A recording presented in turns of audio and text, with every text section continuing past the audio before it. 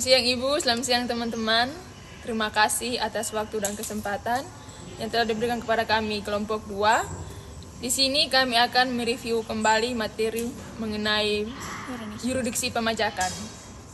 Yang dimana sebelumnya itu kami sudah mempresentasikan terkait yurisdiksi, tapi hari ini kami akan mereview terkait dengan materi yurisdiksi. Sebelum itu kami memperkenalkan diri.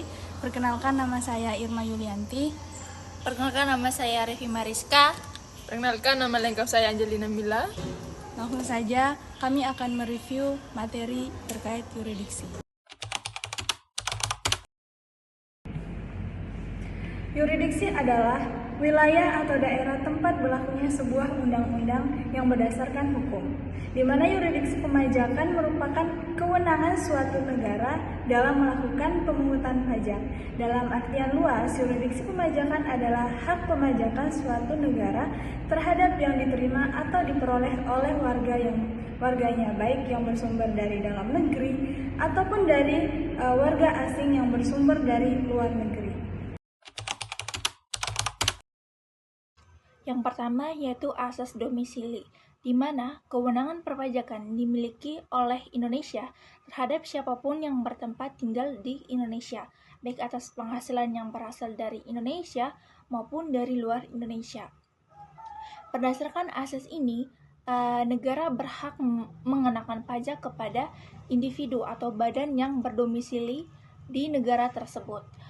Ini juga berlaku tanpa memandang kewarganegaraan mereka.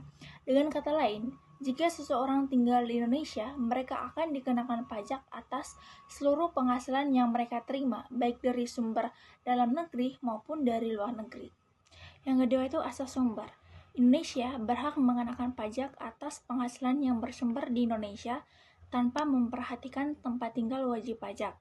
Berdasarkan asas domisili, negara berhak mengenakan pajak kepada individu atau badan yang berdomisili di negara tersebut. Hal ini berlaku tanpa memandang kewarganegaraan mereka.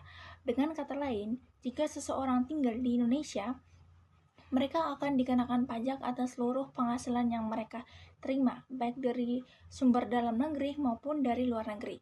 Hal ini sering disebut sebagai sistem pajak worldwide, di mana semua penghasilan global wajib pajak dikenakan pajak oleh negara domisili.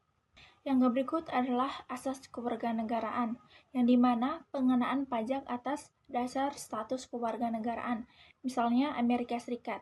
Jadi semua orang memegang paspor Amerika Serikat akan dikenai pajak di Amerika Serikat dimanapun mereka berada. Yang berikut ada asas teritorial, yang dimana pengenaan pajak atas penghasilan yang diperoleh dari wilayah satu negara. Hal ini berarti bahwa penduduk suatu negara akan menganut asas teritorial hanya akan dikenai pajak atas penghasilan dalam teritorial negara tersebut. Yang terakhir ada campuran dari asas-asas sebelumnya. Biasanya suatu negara akan menganut campuran dari beberapa asas sebelumnya. Saat ini, Indonesia menerapkan asas sumber dan asas domisili. Atas transaksi keluar, Indonesia mengenakan pajak berdasarkan asas domisili, sehingga semua wajib pajak dalam negeri dikenakan atas penghasilan global dari usaha di mancanegara. Atas transaksi ke dalam selain penghasilan dari usaha dan kegiatan, Indonesia menerapkan asas sumber sehingga penghasilan wajib pajak luar negeri yang bersumber dari Indonesia dapat dikenakan pajak Indonesia. Yang dimaksud dengan internasional dalam konteks hukum pidana adalah yurisdiksi